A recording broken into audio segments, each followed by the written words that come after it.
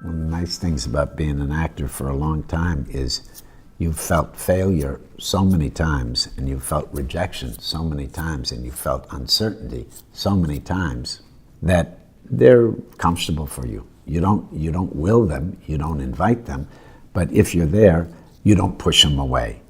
And if you don't push them away, sometimes they can take you to very interesting places that you couldn't go to if you were feeling happy and appreciated.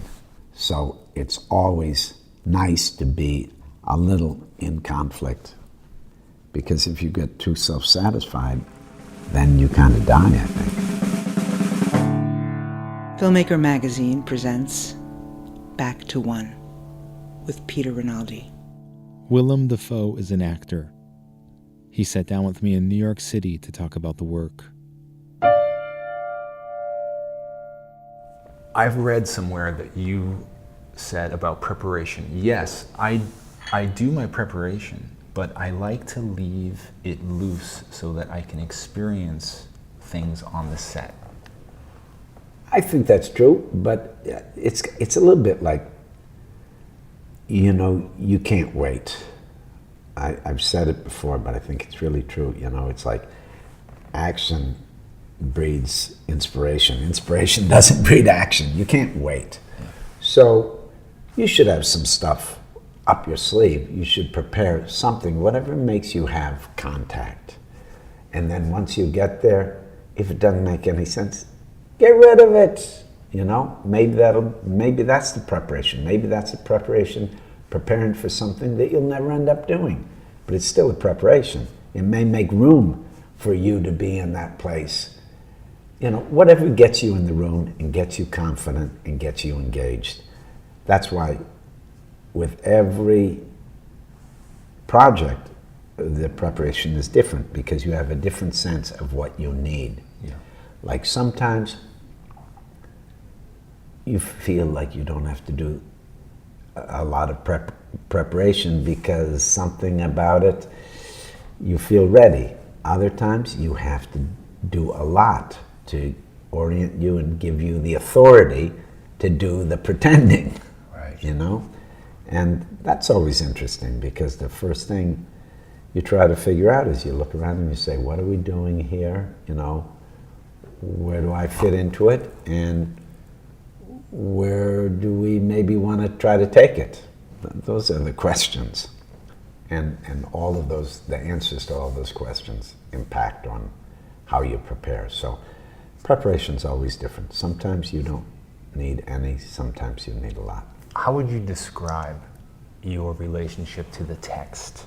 It depends. I prefer, the best parts of film normally don't have to do with text, because text is very tied to, I guess the word is dramaturgy, or it's tied to literature. It's normally tied to psychology. It's the recognizable scene part, and those aren't my favorite parts of movies. Yeah. It's the stuff around and between and inside the scene that I like, not the scene itself often. It's like when you read a script that's really great, sometimes it's very good to enjoy executing something that's already been articulated very well. But when a script is very strong, sometimes it's like exists beautifully as a piece of literature, but when you try to put it on its feet, it resists and doesn't live. It becomes like a, you're propping up a piece of literature. And I imagine that it's hard to find your way in then. You got to get comfortable with it. You got to make it your language. And sometimes there's certain conventions you use. Sometimes you go towards accent. Sometimes you go to a certain placement in your voice. Not as ideas, but as a way to feel comfortable with it. Mm-hmm. Like I'm always struck that in different languages, not that I speak a lot of different languages, I speak Italian, but like having to speak a little bit of French or something, for you to feel comfortable with it or connect with it, sometimes your voice goes a different place than you speak in English. Yeah. You've got to find those things. It's all about being in a position where you're receptive and engaged, and you're doing for something outside of you. It comes from you, it's colored by you, but you don't have to access yourself. I mean, you're naturally accessing yourself just by the fact that you're connected to the action. But I like doing things very directly and then seeing what happens. Not putting a spin on them or not coloring them. People talk a lot about choices, but I often find that actors that brag about making bold choices, they're usually the same actors that indicate a lot. Yes. Because they've got an idea and they want to express it. I don't think that's the actor's place. The actor's place can be a collaborator, but above all, they're the doer and they're the person that stuff happens to. Another actor might have entered into the character of Van Gogh through the psychosis. You guys entered in through the painting. Right. And I imagine as an actor, part of that is great because it's actually doing. Yes. But what else was important about this entry point? Well, it was practical. It's like if you play a trapeze artist, you better get good at the trapeze, because I was painting a lot in the movie. But it also became the key to understanding the Van Gogh we were making. And it also, once I was involved in the practice of painting, the things that he wrote in his letters and some of the text that is borrowed from his letters, and also even the text that was invented, not from the letters, it gave you a relationship to it, because he reflects a lot on his painting. So I needed that practice to be in that place where I understood the pleasures and pitfalls. This is another mythological character that's been developed, this Van Gogh, who, Right. you know, just like Jesus, like we it's hard to imagine the man, you know. It's become that way with Van Gogh. Playing Jesus, did you learn anything that you applied to this, just about avoiding the myth? Well, I think when you're playing Jesus, you know, you take all the stuff of Jesus. Well, for Jesus, I had to cleanse myself of any expectations. And I suppose I had to do a similar thing with Van Gogh. I thought I knew a lot about Van Gogh, but I didn't know so much about him. But I guess, and this is quite conventional wisdom, but, you know, to play Jesus or to play Van Gogh, I'm not playing the Jesus, I'm playing our Jesus. I'm not playing the Van Gogh, I'm playing our Van Gogh, because that's the only Van Gogh we can make. And Julian being a painter, you know, I was also, Julian was in the mix. We all kind of became the same person. Mm-hmm. Is it hard painting when there's a painter over your shoulder? Yes, of course. He's the maestro, I'm the student. But still, he taught me enough things that when I'm painting, I was engaged with it enough that I could sometimes relax and just lose myself in the painting. But of course, I wanted to do, you know, he would like to probably play Van Gogh. Right. But he's got to watch. He's got to stand outside. He's got to frame it. Yeah. He's in a different position. Yeah. So he takes me to be his creature, his agent, his person that does the doing. And I love that relationship with the director. It's like I love when a director has a vision. It may not be my vision, but I go towards it. I go towards it and I make it mine. And then that's where things kick in. That's when, you know, you start to learn something. That's when the stake becomes personal. You can do more for another person than you can do for yourself, because if you do things according to your agenda and your instincts and your intelligence and your tastes, I think you're limited. But if you do it for someone else, I think it's almost unlimited about what you can do. Right, right. And this is a quote from you that's right with what you're saying, and I was going to ask you, and I think you're answering it. I'm very attracted to strong directors. To take someone else's vision and try to inhabit it is what I like to do. It frees you. Yeah. And like somebody might think like, how is that freeing? But I think you just hit on it. I could think that's not freeing, being a part of somebody else's vision. Right, right. Yeah, no, it takes away, you aren't prejudiced by your habits and your set of judgments, because you put those on the side, because it's not you. You're doing it for someone else. Yeah. There's some sort of parallel with love, I think. When people first fall in love, they're so generous with the other person that they forget themselves, because they're so enamored of them that they're so open and they're so free, and they would make any kind of sacrifice and do superhuman things for this other person. Right. Until it settles down. Right. And then they start to decide, get into that, I get this and you get this, and if I do this, I get this, and if you do that, you get that. Get into this transactional relationship. Right. Well, it's really about trust, and it's really about, what do you call it? When you give up, you're surrendering to something else. Right. And I think that's often the key to finding things that you don't know, to come into contact with the mystery of things. And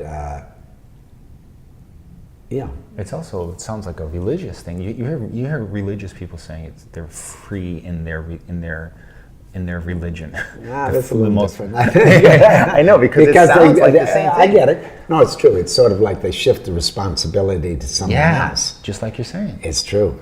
Damn, I never thought of that. Yeah, because it sounds like the opposite. I'm not down with monotheistic religion. Right. But but you're absolutely right. Yeah. I think that's part of it. It's a little bit like that. Yeah. But you got to remember, that's interesting. But it could become perverted, because when I said it, you just immediately thought of the perversion of it. Yeah. But there's a thing before that where you're operating in this outside of yourself. Yep. Yeah. I mean, I want some nuts and bolts answers from you about things real quick. Like, do you need rehearsal? Like, are you an actor? Depends on the project. So when don't you need rehearsal? When I know when there's a clear action to do, and I know how to do it. You need rehearsal if you have to practice an action to get a certain kind of grace and get a certain kind of practical dexterity with it. Just so that you can, the action can take you someplace. I mean, it's practical. It's practical.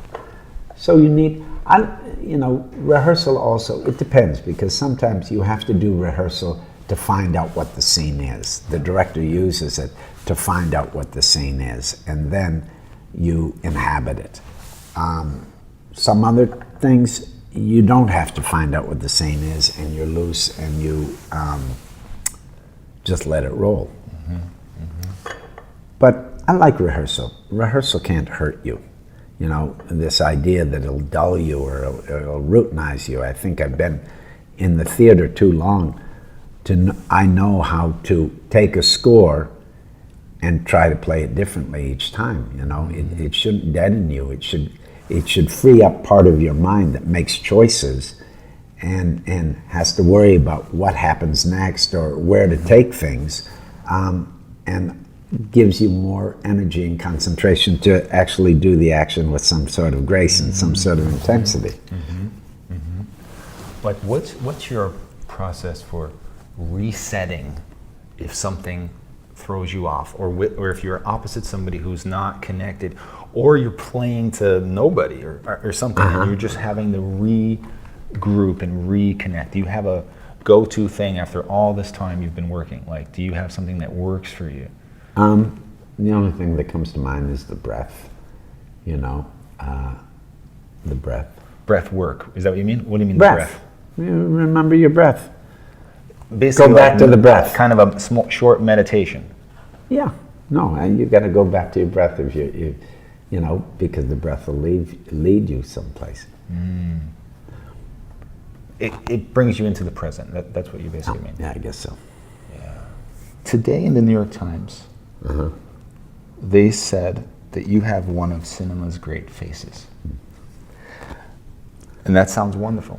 Right before that, though, they said, Dafoe, with his surprising, sometimes terrifying mouth, and with his skull visible beneath skin as tightly stretched as canvas.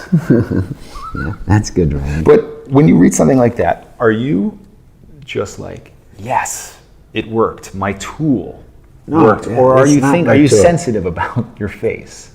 No, when I hear that, I like it because I know who wrote that, and Yeah. she writes beautifully. And I don't read press, but someone stuck that press under my nose, and she wrote a very well-written, beautiful, thoughtful review. Yeah. Manolo Dargis, by the way. Yeah. But my face, the big thing is, you know, sometimes people, and they're usually, you know, it's along the same lines as how do you remember all those lines, you know?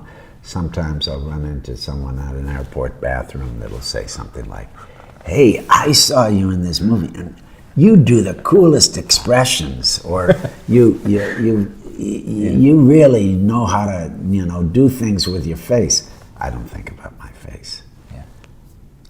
But I think one thing is true, and this is even true in life. I've got a certain kind of transparency that I am aware of. If anything, the only awareness of my face is sometimes it can be too extreme. It's too transparent. Like when I get upset or when I rage or something, it goes into a mask that's terrifying. I don't make that. That's my body. I'm aware of it in that respect. So sometimes if I'm doing something and struggling, I'm aware of relaxing my face so I don't have such a frightening face. But I don't think about my face. Because I trust, you know, I trust the wisdom of the body, the face being part of the body. If my mind's put in the right place, then it'll do what it'll do. Yeah. I don't have to, you know, if I feel some tension that is blocking me, yeah, then I'm aware of it. If my brow is forever furrowed, I know I don't want that. So maybe I am a little aware of it, but I'm not aware of projecting things with my face or giving a sad look or a mean look or a hard look. You know, my face has nice planes on it, that sort of thing. I like my face just fine. I like my body just fine. You know, it's all I got, and it served me well, and it does express itself.